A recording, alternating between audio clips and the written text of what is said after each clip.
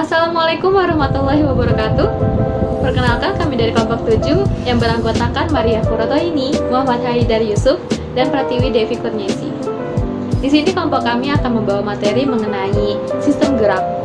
Sebelum lanjut ke pembahasan materi, saya ingin menjelaskan tujuan dan indikatornya. Tujuannya yaitu diharapkan siswa mampu untuk mengidentifikasi organ-organ dari sistem gerak dan mekanismenya. Lalu untuk indikator pembahasannya yaitu ada struktur, bagian-bagian sistem gerak, dan mekanismenya. Assalamualaikum warahmatullahi wabarakatuh. Perkenalkan, nama saya Muhammad Haidar. Di sini saya akan membahas mengenai materi pertama, yaitu mengenai tulang. Pada tulang ini, pertama-tama saya akan membahas tentang bentuk tulang. Bentuk tulang pada manusia dikelompokkan berdasarkan bentuk dan ukurannya. Bentuk dan tulang pada manusia dibagi menjadi 4 kelompok, yaitu tulang pipa, tulang pendek, tulang pipih, dan tulang tidak beraturan. Pertama ini tulang pipa. Tulang pipa merupakan tulang yang berbentuk seperti pipa dengan kedua ujung membulat. Pada bagian tengah tulang yang memanjang itu terdapat rongga yang disebut dengan diafise. Sedangkan pada bagian ujung tulang yang tersusun dari tulang rawan ini disebut epifise. Di antara diafise dan epifise ini terdapat metafise. Lalu pada metafise ini terdapat suatu bagian yang dapat tumbuh memanjang yang disebut dengan cakram epifise. Pada bagian tengah tulang terdapat rongga yang berisi sumsum tulang merah dan sumsum tulang kuning. Sumsum tulang merah merupakan tempat pembentukan sel darah merah, sedangkan sumsum tulang kuning merupakan tempat pembentukan sel-sel lemak. Tulang pipa ini umumnya dijumpai pada tulang anggota gerak seperti tulang paha, tulang betis, dan tulang hasta. Lalu yang kedua, bentuk tulang yang kedua yaitu tulang pendek. Tulang pendek ini berbentuk seperti kubus, paku, atau berbentuk bulat. Tulang pendek ini dapat bergerak bebas. Tulang seperti ini dapat ditemukan pada tulang telapak tangan atau tulang telapak kaki. Kemudian bentuk tulang yang ketiga ini tulang pipih. Tulang pipih merupakan tulang-tulang yang berbentuk lempengan pipih yang lebar. Tulang pipih ini berfungsi melindungi struktur tubuh di bagian bawahnya dan dapat ditemukan pada tulang pinggul, belikat, dan tempurung kepala. Lalu bentuk tulang yang terakhir ini tulang tidak beraturan. Tulang ini memiliki bentuk yang kompleks yang berhubungan dengan fungsi khusus. Nah, ini biasanya ditemukan pada tulang rahang, tulang-tulang kepala, dan ruas-ruas tulang belakang. Lalu pembahasan mengenai tulang yang kedua ini mengenai jenis tulang. Jenis tulang manusia ini tersusun dari tulang rawan atau kartilago dan tulang sejati atau osteon. Jenis tulang pertama ini tulang kartilago atau tulang rawan. Tulang rawan ini bersifat lentur atau elastis yang disusun oleh sel-sel tulang rawan yang disebut dengan kondrosit. Tulang rawan ini diselubungi oleh selaput yang disebut perikondrium. Tulang rawan ini dapat dibedakan menjadi 3, yaitu tulang rawan hialin, tulang rawan serat, dan tulang rawan elastin. Tulang rawan hialin ini memiliki warna putih kebiru-biruan dan terdapat pada semua rangka janin yang belum menjadi tulang, dan juga terdapat pada tulang-tulang rawan pada saluran pernapasan. Kemudian tulang rawan serat atau fibrosa. Ini memiliki warna yang buram keputihan dan bersifat keras dan dapat dijumpai pada ruas-ruas tulang belakang. Lalu yang terakhir ada tulang rawan elastin. Tulang ini memiliki warna kekuningan, bersifat fleksibel dan elastis, dan biasa terdapat pada telinga luar dan epiglotis. Kemudian jenis tulang yang kedua ini adalah tulang sejati atau osteon. Tulang sejati ini tersusun atas sel-sel yang sangat kompak permukaannya. Nah, tulang sejati ini komponennya terdiri dari osteosit dan matriks. Nah, matriks pada osteon ini banyak mengandung kalsium dan fosfat sehingga mengakibatkan tulang menjadi keras. Lalu pembahasan mengenai tulang selanjutnya yaitu proses pembentukan tulang. Tulang penyusun rangka tubuh terbentuk sejak masa embrio. Nah, pada masa embrio ini, tulang tersusun dari jaringan embryonal mesoderm yang berupa sel-sel mesenkim. Sel-sel mesenkim selanjutnya membentuk calon-calon sel tulang yang disebut osteogenik. Osteogenik selanjutnya tumbuh menjadi sel-sel tulang muda yang disebut dengan osteoblas. Selain osteoblas, terdapat pula osteoklas yang merupakan sel dengan ukuran besar, berinti banyak, berfungsi memindahkan matriks, dan membuat rongga untuk pembentukan tulang baru. Selanjutnya, rongga osteoklas ini diisi oleh osteoblas yang membentuk osteosit dari arah dalam keluar, yang tersusun secara konsentris sehingga membentuk lapisan-lapisan atau lamela yang di tengahnya terdapat sistem Havertz. Lalu di sekeliling sel-sel tulang ini berisi senyawa protein yang akan menjadi matriks tulang. Berikutnya adalah penambahan senyawa kapur dan fosfor yang akan mengakibatkan tulang menjadi keras. Nah, keseluruhan proses inilah yang disebut osifikasi atau proses pembentukan tulang. Lalu materi kedua yaitu mengenai rangka. Rangka pada manusia ini memiliki fungsi memberi bentuk tubuh pada manusia, tempat mengangkatnya sendi-sendi, penyokong berat badan serta daya tahan untuk menghadapi pengaruh tekanan, sebagai proteksi organ-organ penting dalam manusia, sebagai tempat pembentukan sel-sel darah, dan juga sebagai tempat pembentukan limfosit B yang kemudian membentuk antibodi untuk sistem kekebalan tubuh. Rangka manusia ini dikelompokkan menjadi dua bagian, yaitu skeleton aksial dan skeleton apendikular. Nah, rangka aksial ini, skeleton aksial atau rangka aksial ini adalah rangka yang terdiri dari tulang tengkorak, tulang belakang, tulang dada, dan tulang rusuk atau tulang iga. Lalu pada skeleton apendikular atau rangka apendikular ini terdiri atas tungkai atas atau tulang anggota gerak atas dan tungkai bawah atau tulang anggota gerak bawah. Oke, mungkin cukup sekian yang dapat disampaikan oleh saya. Materi selanjutnya akan disampaikan oleh teman saya. Bismillahirrahmanirrahim. Saya Pratiwi Devi Kurniasi akan melanjutkan materi selanjutnya tentang persendian. Tulang-tulang yang menyusun sistem rangka saling berhubungan. Hubungan antar tulang disebut persendian atau artikulasi. Untuk memperkuat sendi dan memudahkan pergerakan tubuh dibutuhkan beberapa komponen penunjang. Yang pertama ada ligamen.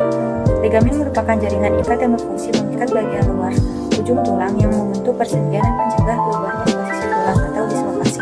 Yang kedua ada kapsul sendi, merupakan lapisan serabut yang berfungsi melapisi sendi dan menghubungkan dua tulang yang membentuk persendian.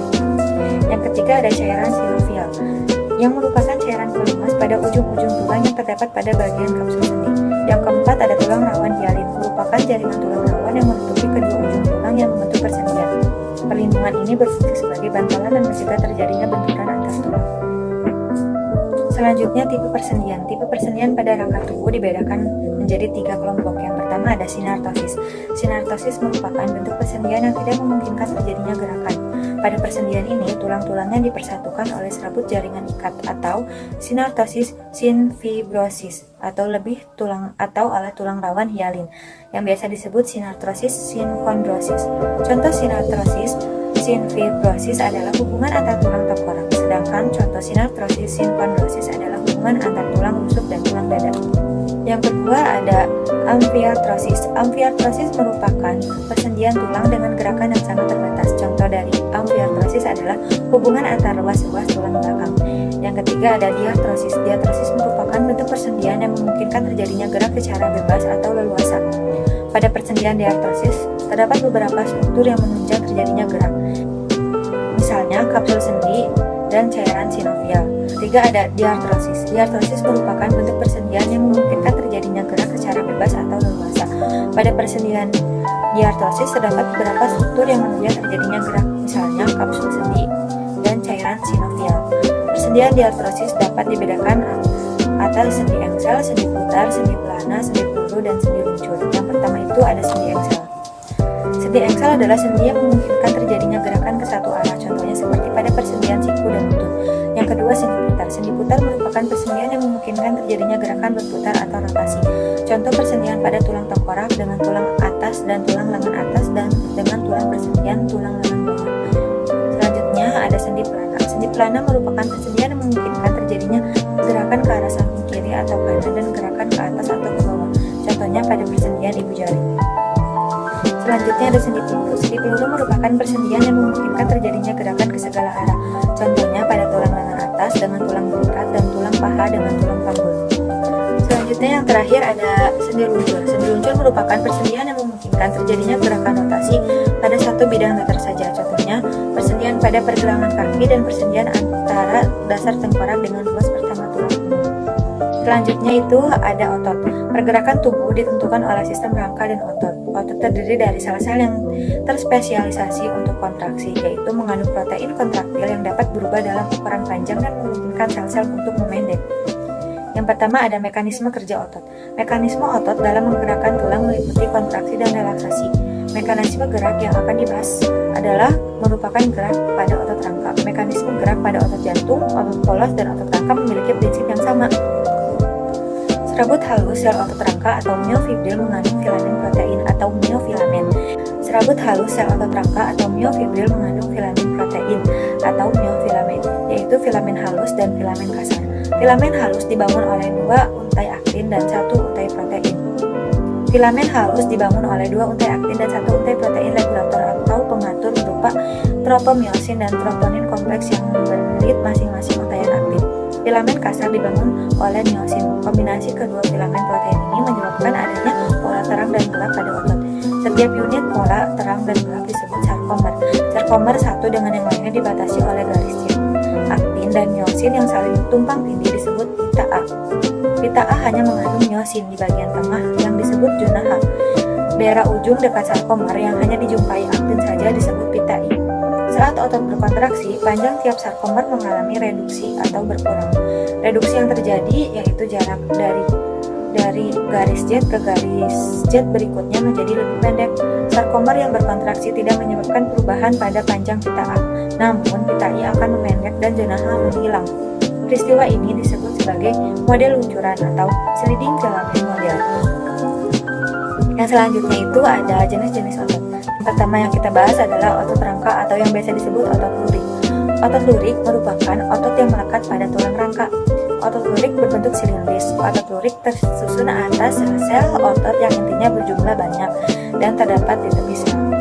Kerja otot lurik dipengaruhi oleh susunan saraf pusat sehingga dinamakan otot sadar. Yang kedua itu ada otot polos. Otot polos berbentuk memanjang. Kedua ujungnya lancip dengan inti tunggal dan syarat myofibril yang homogen. Otot polos dijumpai pada dinding saluran pencernaan makanan, paru-paru, dinding pembuluh darah, dan ovarium. Otot polos memiliki sifat lambat bereaksi terhadap rangsangan, tetapi tahan lelah dan bekerja secara tidak sadar. Yang ketiga itu ada otot jantung. Otot jantung merupakan menyerupai otot lurik, tetapi letak inti selnya di tengah. Otot jantung memiliki ciri-ciri cepat bereaksi terhadap rangsangan, tahan lelah, dan dipengaruhi oleh susunan saraf tidak sadar. Yang selanjutnya itu ada jenis-jenis gerak otot. Secara umum, jenis-jenis gerak otot dibagi menjadi gerak sinergis dan gerak antagonis. Gerak sinergis adalah gerak selaras yang melibatkan 2 atau lebih macam otot untuk gerak suatu gerakan tubuh. Dengan kata lain, otot-otot yang terlibat atau berkontraksi atau berelaksasi secara bersamaan. Sebagai contoh adalah gerakan otot-otot leher dan otot-otot punggung. Yang kedua itu ada gerak antagonis. Gerak antagonis adalah gerak berlawanan antara 2 atau lebih macam otot yang mengendalikan gerak pada suatu bagian tubuh. Gerak antagonis paling banyak dikenal adalah otot triceps dan otot bicep. Ketika otot bicep berkontraksi, maka otot triceps akan berelaksasi. Begitu juga sebaliknya. Ketika otot bicep berelaksasi, maka otot triceps akan berkontraksi. Dan selanjutnya itu ada gerakan tulang karena adanya otot. Gerakan tulang yang muncul akibat adanya otot yang pertama ada fleksi dan eksistensi. Fleksi merupakan gerak menekuk atau membengkokkan. Sebaliknya, eksistensi merupakan gerak meluruskan sehingga merupakan kebalikan dari fleksi. Contohnya gerak pada siku, lutut, ruas-ruas jari, dan bahu. Yang selanjutnya ada abduksi dan abduksi. Abduksi merupakan gerakan mendekati tubuh, sebaliknya abduksi merupakan gerakan menjauhi tubuh. Contohnya gerakan meregangkan jari tangan dan membuka tungkai kaki. Yang selanjutnya ada elevasi dan depresi. Elevasi merupakan gerak mengangkat, sebaliknya depresi merupakan gerak menurunkan. Contohnya gerakan membuka dan menutup mulut. Selanjutnya ada supinasi dan pronasi. Supinasi merupakan gerak mengadahkan tangan, sebaliknya pronasi merupakan gerak menelungkan tangan. Yang terakhir itu ada gerakan inversi dan eversi. Inversi merupakan gerak memiringkan atau membuka telapak kaki ke arah dalam tubuh, sedangkan eversi merupakan gerak memiringkan atau membuka telapak kaki ke arah luar tubuh. Selanjutnya ada gangguan dari sistem otot, yaitu yang pertama ada atrofi, yaitu penurunan fungsi otot dikarenakan otot mengecil atau kehilangan untuk berkontraksi. Dan yang kedua ada hipertrofi, yaitu gangguan otot karena si otot ini lebih besar dan menjadi kuat. Dan yang ketiga ada hernia abdominalis, yaitu sobekan dinding otot abdominal sehingga usus memasuki bagian sobekan tersebut. Lalu ada tetanus yang disebabkan luka yang terinfeksi oleh bakteri Clostridium tetani. Dan selanjutnya ada distrofi otot, yaitu penyakit kronis yang menyebabkan gangguan gerak. Penyakit ini disebabkan oleh adanya cacat genetik. Dan yang terakhir ada myasthenia gravis, yaitu otot yang secara berangsur-angsur melemah dan menyebabkan kelumpuhan. Selanjutnya ada gangguan dari sistem gerak pada fisik. Yang pertama itu ada fraktura sederhana, fraktura kompleks, ada comminuted, dan yang terakhir ada green stick. Selanjutnya ada gangguan sistem gerak pada psikologis, yaitu ada rakitis, mikrosefalus, ada osteoporosis dan kelainan akibat suatu penyakit. Dan yang terakhir ada gangguan dari sistem gerak, yaitu gangguan persendian. Yang pertama itu ada dislokasi, dan selanjutnya ada terkilir atau keseleo, ada ankilosis, dan yang terakhir ada artritis. Selanjutnya ada gangguan dari sistem gerak. Yang pertama itu ada subluxasi. Subluxasi yaitu di mana gerakan dan fungsi fisiologis yang berubah meskipun kontak antar permukaan sendi tetap utuh. Dan yang kedua ada lordosis. Lordosis yaitu kelainan penyakit tulang belakang yang dimana tulang belakang bagian bawah ini melengkung ke dalam secara berlebihan. Kondisi ini dikenal sebagai sway back. Dan yang ketiga ada skoliosis. Skoliosis yaitu kelainan tulang belakang yang dimana tulang belakang melengkung ke arah ke samping. Itu biasanya adalah kebiasaan kita saat tidur, saat duduk. Itu kan kalau misalnya kita tidur saat duduk, biasanya kan tulang ke arah begini. Nah, itu nanti tulang kita akan mengarah ke samping seperti ini. Dan yang terakhir ada kifosis, yaitu kelainan tulang yang belakang yang dimana penderitanya tulang belakangnya itu bagian atas akan melengkung ke samping atau melengkung ke belakang, yang menyebabkan si penderitanya ini menjadi bungkuk karena dari tulang belakangnya ini. Mungkin cukup sekian dari kelompok kami, kurang lebihnya mohon maaf. Wassalamualaikum warahmatullahi wabarakatuh.